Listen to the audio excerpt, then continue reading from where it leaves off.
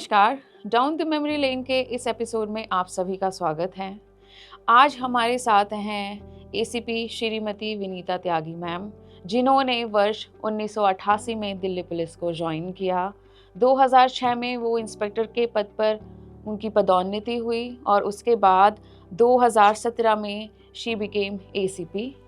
उन्होंने अपनी सेवा के 37 साल के सफ़र में अलग अलग यूनिट्स में अपनी सेवाएं दी। आइए जानते हैं उनके इस सफ़र के बारे में। नमस्कार मैम। नमस्कार।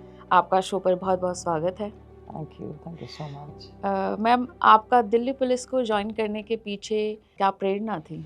मुझे एक्चुअली यूनिफॉर्म का क्रेज़ था। मेरे फादर मिलिट्री यूनिफॉर्म में थे, तो I used to meet army officials. तो मुझे इंटरेस्ट तो उसी में था, पर उस वक्त आर्मी में कमीशन नहीं देते थे। तो फिर किरण बेदी मैम को देख करके मैंने दिल्ली पुलिस ज्वाइन किया जी। एंड मेरे हिसाब से डिसीज़न बहुत अच्छा रहा। जी, अभी आपसे बात हो रही थी तो आपने बताया कि शुरुआती दिनों में आपका कुछ समय विमेन सेल में पोस्टिंग रही। हाँ, और वहाँ फीमेल्स के जो है या कपल्स के आपस के उनको देखते हुए you took really long to get married. उसके पीछे थोड़ा सा कुछ बताइए। मुझे विमेन सेल में लेडीज़ के डिस्प्यूट्स को देख के, जो लेडीज़ के साथ हरासमेंट वगैरह होता था, वो देख के लगता था कि मेरा तो शायद कहीं एडजस्टमेंट हो ही नहीं पाएगा। लेटर ऑन 98 में फिर मेरे फादर को फैमिली से थोड़ा प्रेशर मिला, बोला कि तू पैसे के लिए लड़की की शादी नहीं करना चाहता। देन फिर फादर ने मुझे बोला, तब मैंने शादी के लिए हाँ करा। एंड लास्टली 98 में मेरे हस्बैंड के साथ जब मेरी शादी हुई, और उसके बाद लेकिन मुझे लगता है कि मेरा डिसीजन अच्छा था, वो भी जो मैंने शादी कर ली। My husband and my family बहुत कोऑपरेटिव है। जी जी, it's really good to hear that. Thank you please. आप दबंग पुलिस ऑफिसर रहे हैं, आपकी शुरू से ऐसी इमेज रही है। आपने थानों में नौकरी की है और यूनिवर्सिटी में भी आपने जो है कई इलेक्शंस की और हाँ, 2 इलेक्शन निकाल चुकी हूँ मैं अब तक। जी, तो अगर आपके सर्विस पीरियड में कहें तो आपके लिए सबसे ज़्यादा चैलेंजिंग मोमेंट कौन सा होगा? देखो, एक पुलिस ऑफिशियल्स के लिए तो अरेंजमेंट्स तो हैं ही इक्वली, क्योंकि सारे अरेंजमेंट्स मतलब फ्लॉलेस जाना जरूरी है जी। बट बेसिक काम तो हमारा इन्वेस्टिगेशन का ही है। तो इन्वेस्टिगेशन में मेरे पास एक केस आया था 304B का, गाजियाबाद में। तो उसको जहर देके मार दिया था बिकॉज ऑफ कि उसके मामा ने अपनी लड़की को दहेज में मारुति 800 दिया था। तब बोले तेरे फादर ने नहीं दिया। और उसके बाद वो 2 दिन तो रही नरेंद्र मोहन हॉस्पिटल में हॉस्पिटलाइज। देन पंथ में उसकी सर्जरी हुई। सर्जरी के बाद वो लड़की को 2 महीना रही, उसके बाद वो एम्स में रेफर कर दिया। एम्स में रही वो लगभग 1 साल। जब मैं उस लड़की का स्टेटमेंट रिकॉर्ड करने के लिए एम्स में गई, उसकी कंडीशन देख के मुझे लगा कि उसकी सांस ऑक्सीजन के लिए तो पाइप बाहर डाली हुई थी। तब मुझे उसकी ग्रेविटी थोड़ा ज़्यादा वो लगी।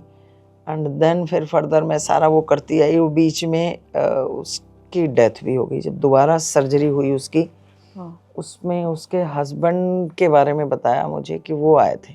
लड़की का ब्रदर मुझे बहुत ज़्यादा सपोर्ट करता था, तो वो सारी इन्फॉर्मेशंस वगैरह। तो उसमें रिपोर्ट में लिखा था डेथ ड्यू टू एस्फिक्सिया।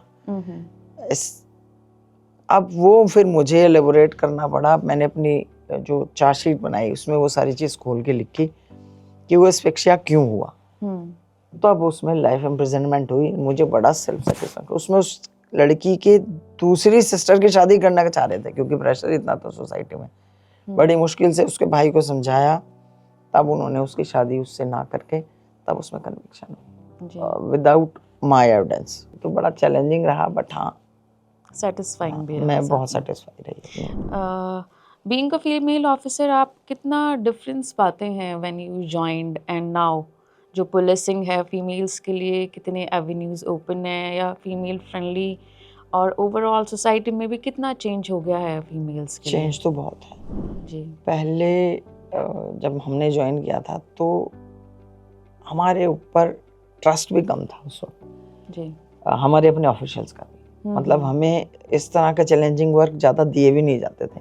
जी। अगर कोई हीनियस कॉल आ जाती थी तो नहीं, तू नहीं, मेल ऑफिसर्स को ले जाना ज़्यादा प्रेफर करते थे। जी। मुझे बहुत बुरा लगता था, बट हाँ, आज के टाइम में लड़कियां अच्छा काम कर रही हैं फील्ड में और उन्हें बराबर का काम दिया भी जा रहा है। जी। तो बहुत चेंज है, बट अच्छा है। और लड़कियों को बस थोड़ा सा करना भी चाहिए जो भी काम दिया जा रहा है, अगर हम करते चलेंगे और कर सकते हैं, हम सारा कुछ कर भी रहे हैं। जी। 37 ईयर ऑफ सर्विस आपको हो गया, तो आपके करियर में चैलेंजिंग मोमेंट कौन सा रहा? मेरे पास मुझे लगता है I was sub inspector, Nand Nagri में मैं थी। वहाँ 3 साल की बच्ची का रेप हुआ था। नेबर थे, वो उस बच्ची को लेके गया कि मैं मीट खिला के लाता हूँ तुझे, और वो वहाँ उसने उसको खिलाया भी, and then he raped her in park. तब उसने जैसे कॉल किया उन लोगों ने, तो मुझे रात को इंटीमेशन आई कि मैडम एक बार आ जाओ, केस है। मैंने जाके देखा तो उसका तब तक जो एक्यूज था उसको पुलिस ने पकड़ लिया था जी, और मेडिकल भी करा लिया था। देन मुझसे बोले कि हमने इसके अरेस्ट डाल दो आप। मैंने कहा मैं तो ऐसे अरेस्ट नहीं डालूंगी, मैं एक बार पहले सारे फैक्ट्स देखूंगी। तो मैं उसको छोड़ के वहीं थाने में पहले तो हॉस्पिटल गई। हॉस्पिटल में बच्ची की सर्जरी चल रही थी, वो चली सुबह 10-11 बजे तक जी। जब डॉक्टर से मेरी बात हुई, डॉक्टर ने बल्कि उस बच्ची को देख के ये बोला कि मैडम इससे तो ये मर जाती तो ज़्यादा अच्छी रहती, पूरी लाइफ ये ऐसी ही रही। मतलब टोटल रप्चर था सब कुछ उसका।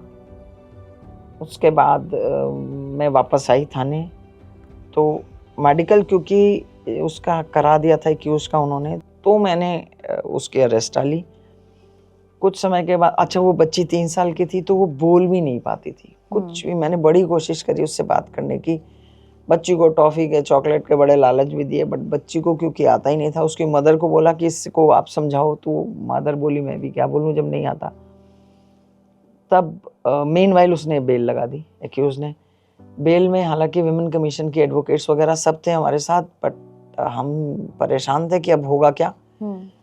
लेकिन जब बेल की हियरिंग में मैंने अपनी वो ऑब्जर्वेशन बता दी कोर्ट में, हाँ वो रिकॉर्ड में ले ली कोर्ट ने, एंड मेयर उस ऑब्जर्वेशन पे उसको 12 साल की कन्विक्शन हुई। तो बड़ा सेल्फ सेटिस्फेक्शन मिला कि बच्ची के साथ हम कुछ न्याय कर सके।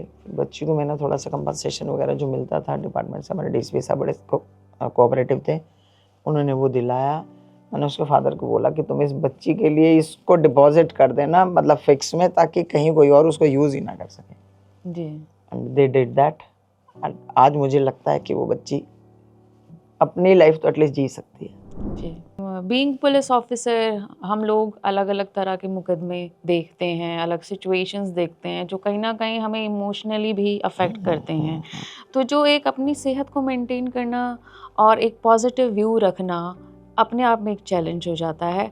आपने ये कैसे मैनेज किया? को घर के जो हाउस होल्ड वर्क वगैरह के लिए मेरे हस्बैंड ने, फैमिली ने बहुत सपोर्ट किया। बाकी मैं काम जब थोड़ा बहुत मिल जाता था तो मैं करती रही। आई हैव 2 daughters जी, तो बच्चों की पढ़ाई और सब चीज़ वो भी देखना मुझे ज़रूरी था। सेहत के लिए अपने लिए टाइम थोड़ा कम मिल पाता था जी।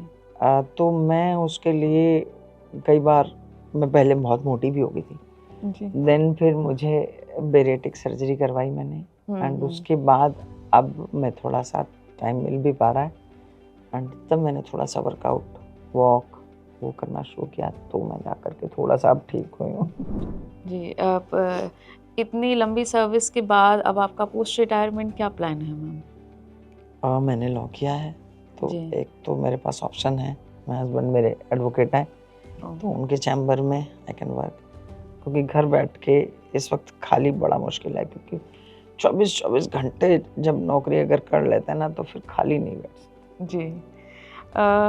जो हमारी प्रेजेंट जनरेशन है उसके लिए आपका क्या मैसेज होगा मैम? प्रेजेंट जनरेशन के लिए एक तो मैं ये कहना चाहूँगी, अपनी नॉलेज अच्छी रखें। दूसरा, आजकल इलेक्ट्रॉनिक मीडिया, इलेक्ट्रॉनिक उसका टाइम है, क्योंकि आज की तारीख में सारी चीज़ ऑनलाइन है, तो वो एग्जैक्ट पता हो तो भी आगे काम कर पाएगा। मैम, आज आप हमारे बीच आए और आपने अपने सर्विस के अनुभवों को हमारे साथ साझा किया। तमाम जो दिल्ली पुलिस परिवार है वो आपको आपके भावी भविष्य की शुभकामनाएं देता है। धन्यवाद ma'am. Thank you so much.